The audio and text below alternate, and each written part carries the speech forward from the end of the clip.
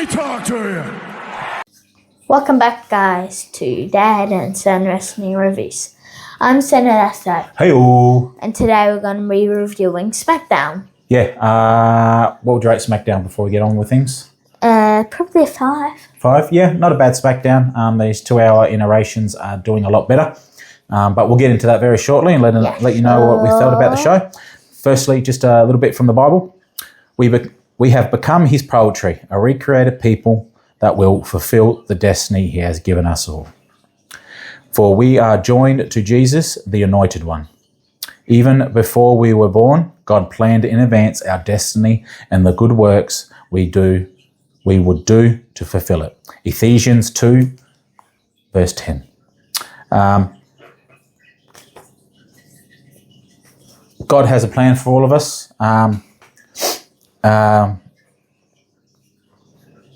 So the best way to think about it is when we go up to see the big fella at the end there, he's going to have a sort of a list of gifts and tropes that he gave to us, and he's going to ask, what did you do with those gifts? And I'd like to think myself that I will be able to say, hey, I made a few mistakes, but I did try my best with these gifts you gave. And I think it's important that we all stop and have a think of what gifts and talents we've been given and try our best to disciple and bring people into his word.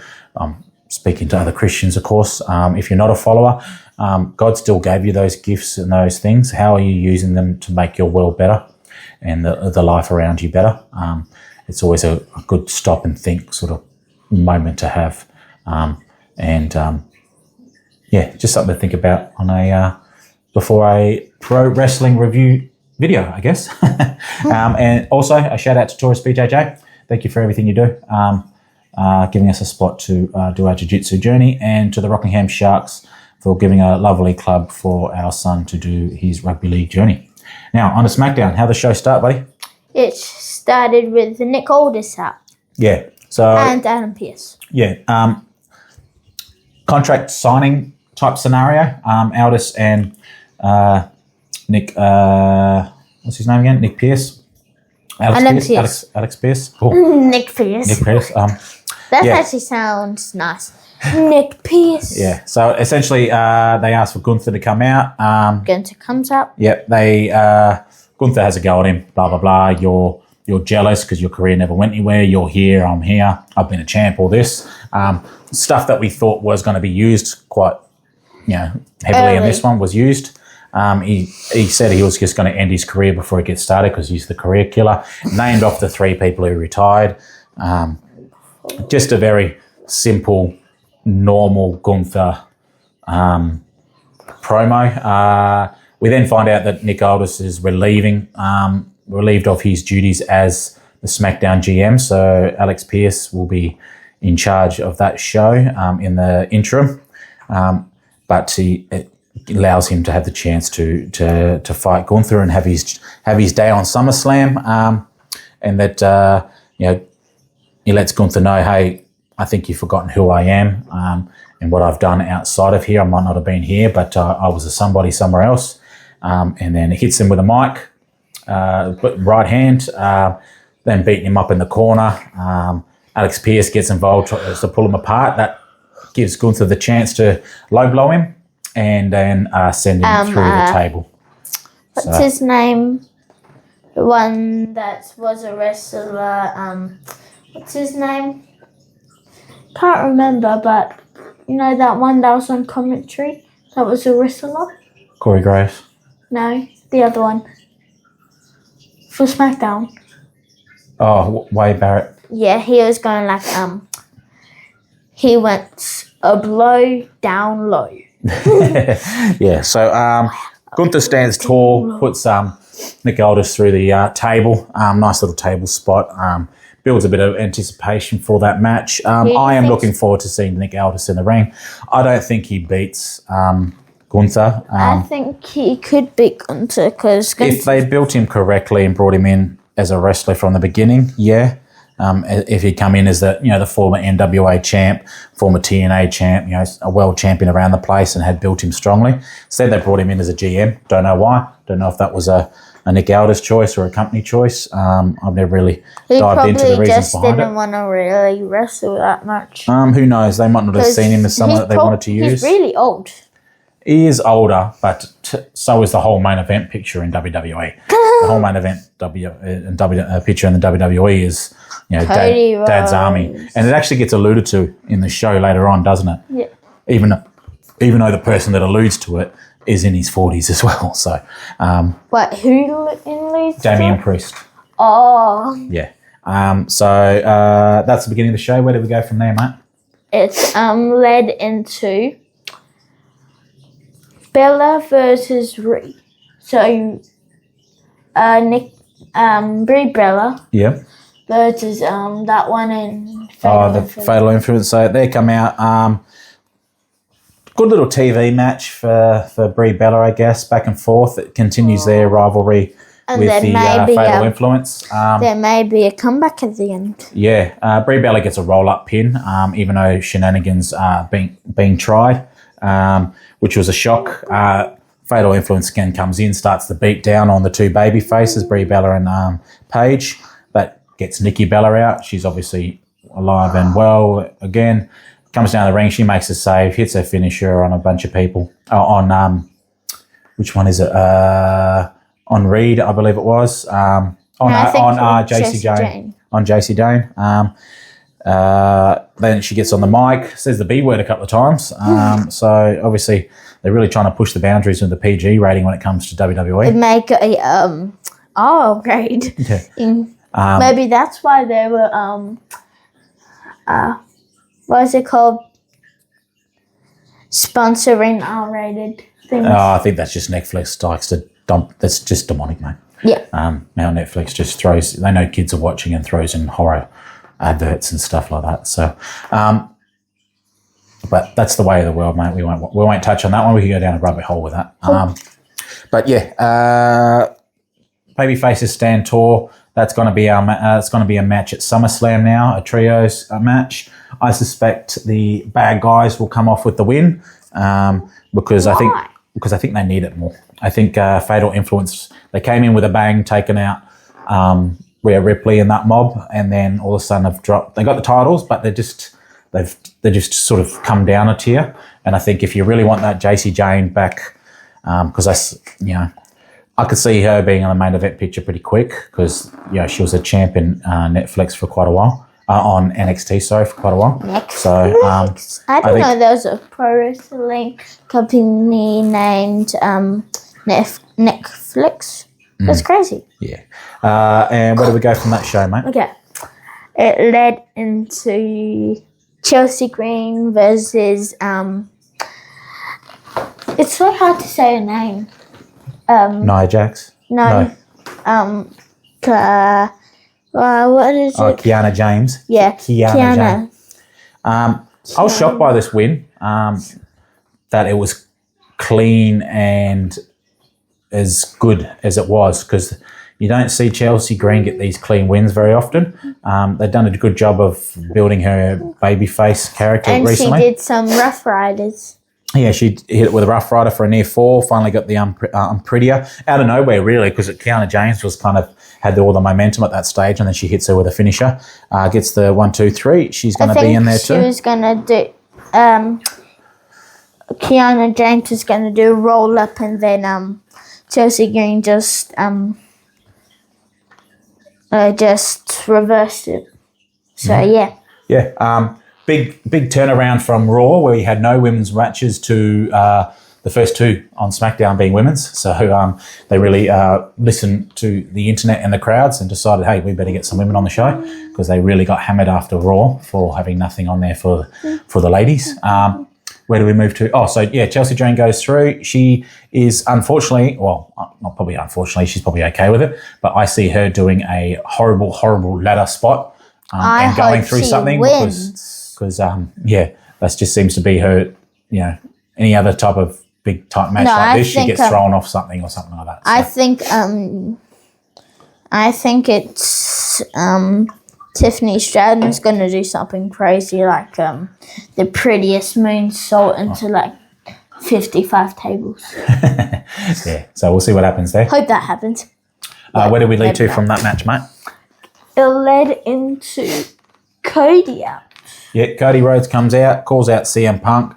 Essentially, it's just a face-to-face promo type deal. They go back and forth. It's nothing we haven't heard before. They try to one-up each other a little bit. There was a thing that Cody Rhodes said, "I don't like you." Yeah, he goes, I don't like you. I love you. I can respect you, but I don't like you. Yeah. How does that happen? I don't know. Or maybe he doesn't like him, but he loves him. Like, I love you, but I don't like you. No, I think he alludes to the fact is maybe,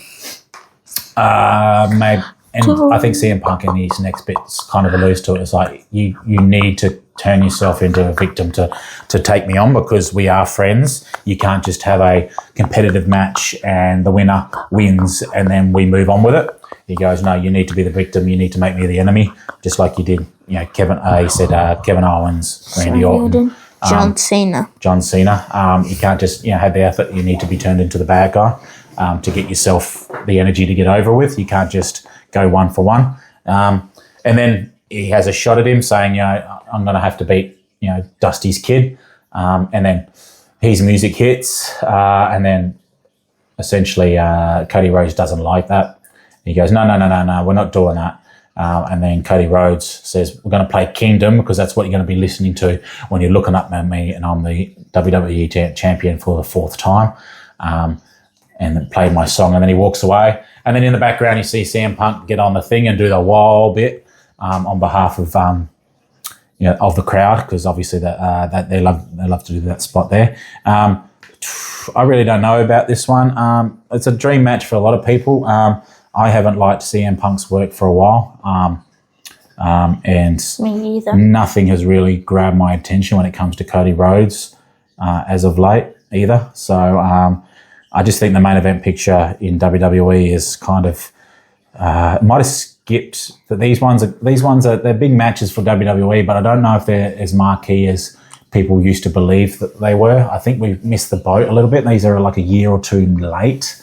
Or like 30 years late? No, not like that. But like I just feel like, the ticket sales for SummerSlam are showing that the creative is just not quite there compared to what it was. They had to reduce it $25 each or something. So at least it's gone up. Night 1, 3,000 odd, and then you'll probably get about you'll get them around the 30,000 and a half, like 35,000 each night, even though the place holds 70,000. And then maybe 2-3 years ago, they probably would have filled it, at least got 50,000 each night.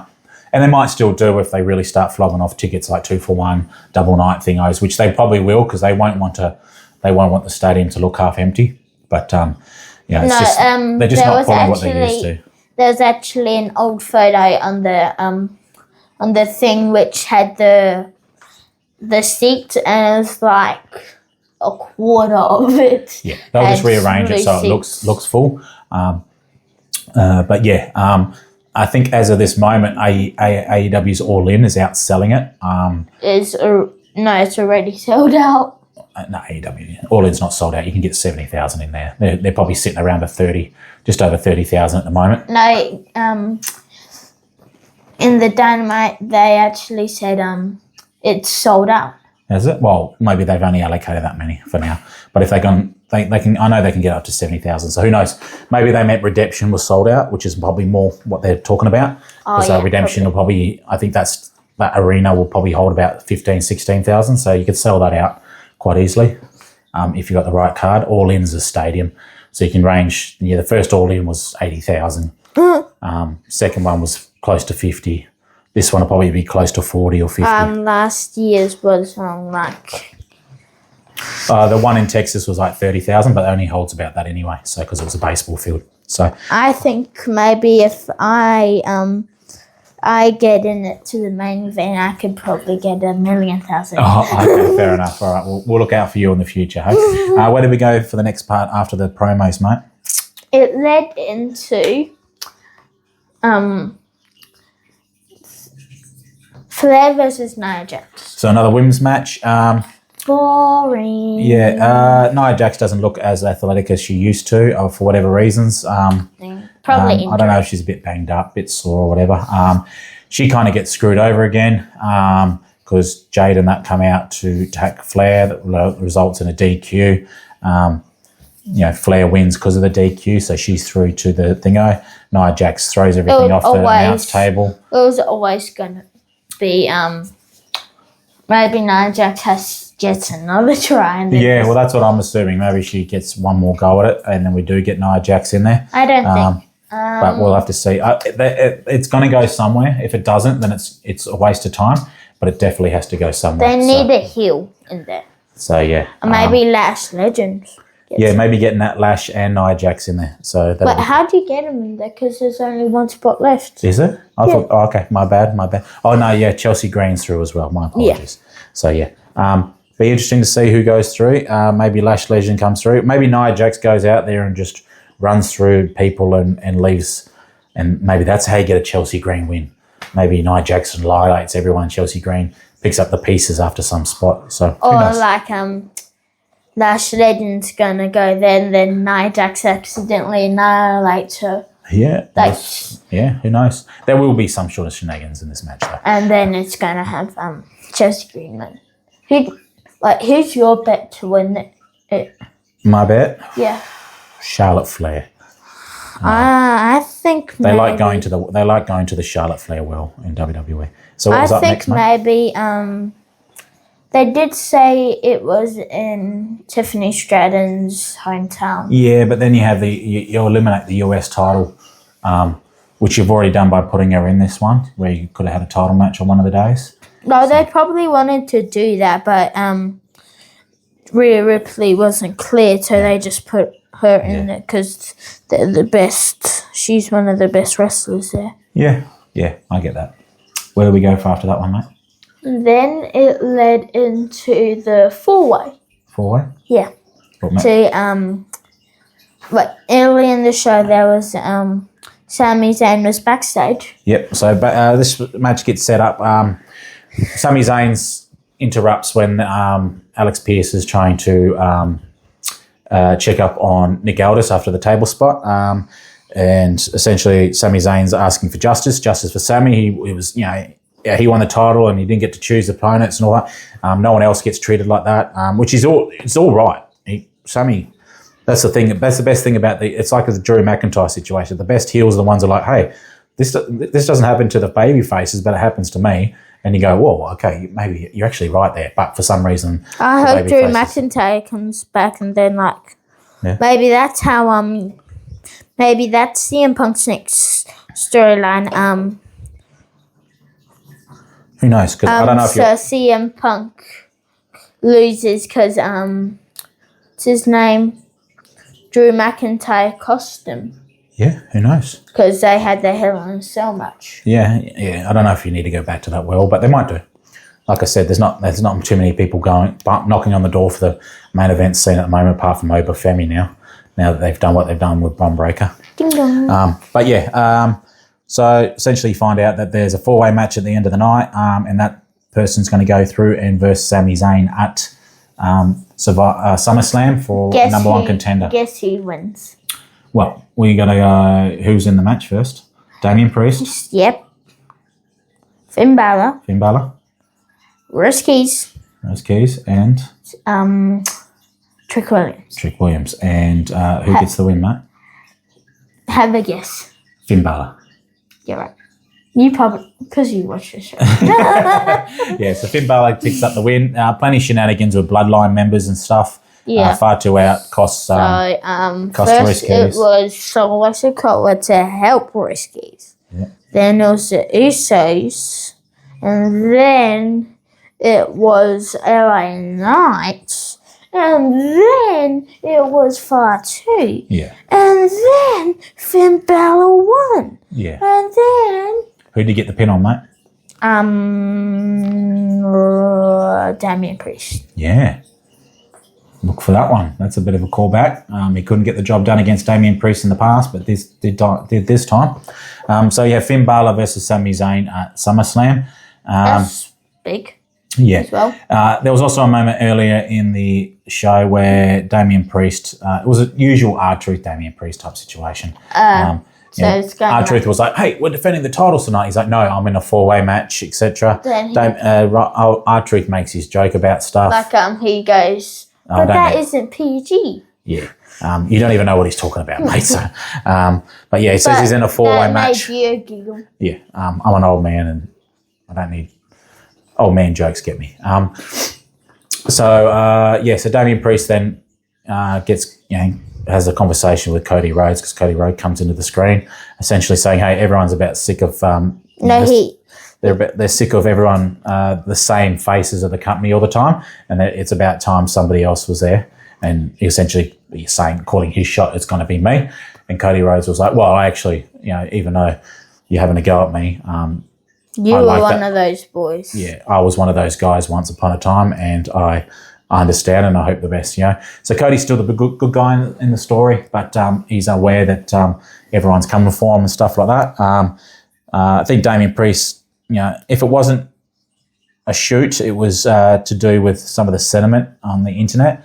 So a little not acknowledged there, but it's not going to change the main event picture at all. They're still going to go with the people that sell the T-shirts, and that's still the main 4 that are in the title pictures at the moment. So, JEC is one of the most shirt sellers. Yeah, he'll get back in the picture. What's his name? That's like that one with Scarlett. The one with Scarlett. Like that one that had that steel cage match with Drew McIntyre once upon a time. Killer Cross. Don't remember. I think it was Cross or something. Yeah. He was actually the second most. He was, but they still cut him because they didn't want to use him for whatever reasons. Yeah. But yeah, but that was Smackdown. Better show. The 2-hour format works. Going back to the 3-hour, we're going to dread that. At the moment, it seems to fit. But yeah, still a lot of commercials, still a lot of backstage filler and stuff like that. But that's WWE for you at the moment. But yeah, thank you for watching the show again. Like and subscribe. We love you all. God bless you all. Just above Boy's head will be click on our church family of the rocks. Get to know Jesus and know what he is all about. Anything from you, big guy? Mwah. Bang.